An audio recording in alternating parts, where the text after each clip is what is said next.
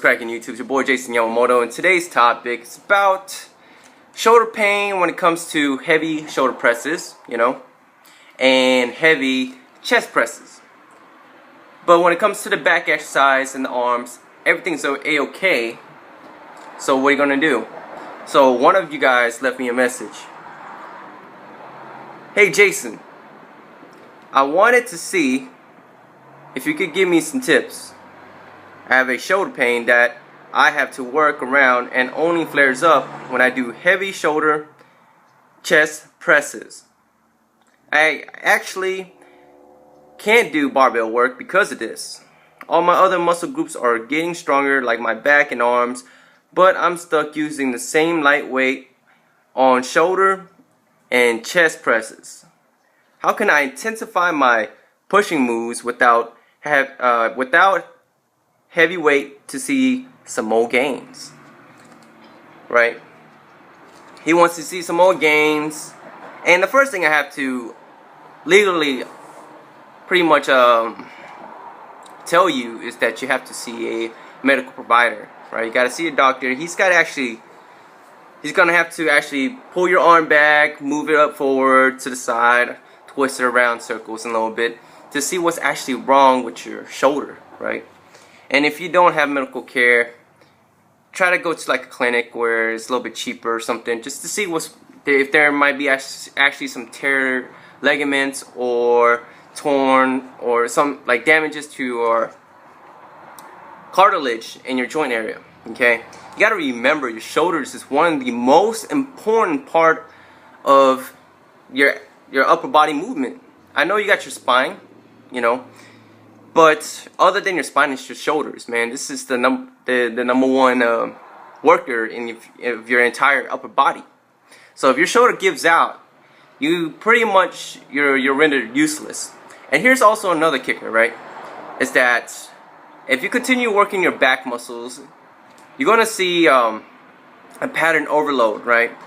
And not only that, it's gonna be a muscular imbalance where when your back's getting a lot stronger and your chest, your frontal area, it's not getting the same intensity as your back, right? Because you're working harder on your back and not so hard on the front. You're going to see different. Your posture will start to change. Okay, so you're going to notice that you're going to be looking different, right? One side's going to be pretty much looking like this. You're going to look like as if you're always pulling your back, and it's going to cause some strain in the muscle area that's holding the shoulders up, right? Instead of your shoulders leaning forward or in a neutral position, you're going to start noticing that your shoulder's going to be pulling back because you have so much back muscles, right? So what you can do is you're also going to have to lower the intensity or lower the weights that you're using on your back and arms, because actually your arms should be fine, but I wouldn't recommend doing any shoulder movement when it comes to like working your arms. Okay, I know a lot of people that works arm kind of tend to work shoulders as well.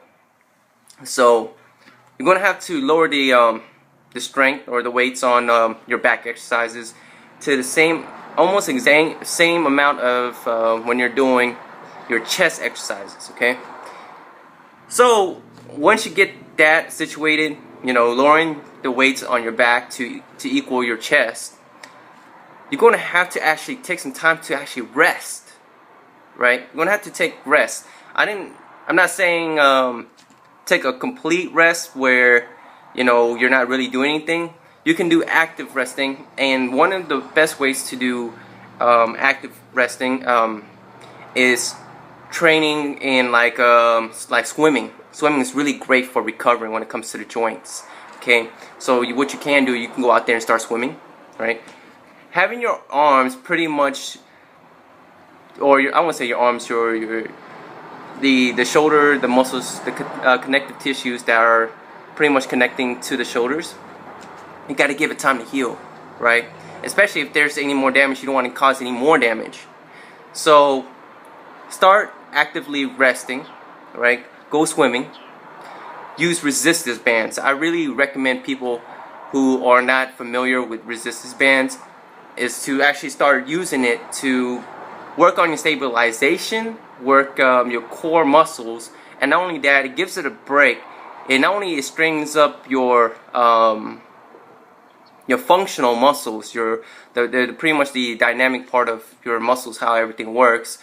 It gives it time to only help rest the damaged muscles or whatnot. It's going to also give you time to actually recover a lot better, because not only you're actively resting, but you're not putting strenuous weights on your shoulders and on your chest or anywhere else that may be causing you pain. So the faster you hop on this plan right here by, actively resting, stop using heavy weights on your back, which is causing future abnormalities in your muscles, because you're making your muscles grow in one area too much, and it's going to start taking over some of the other muscles that aren't being used as much as right now. So that's all I have for you. It's your boy Jason Yamamoto. Hopefully this information helps you out, and I'll talk to you guys later. Breathe.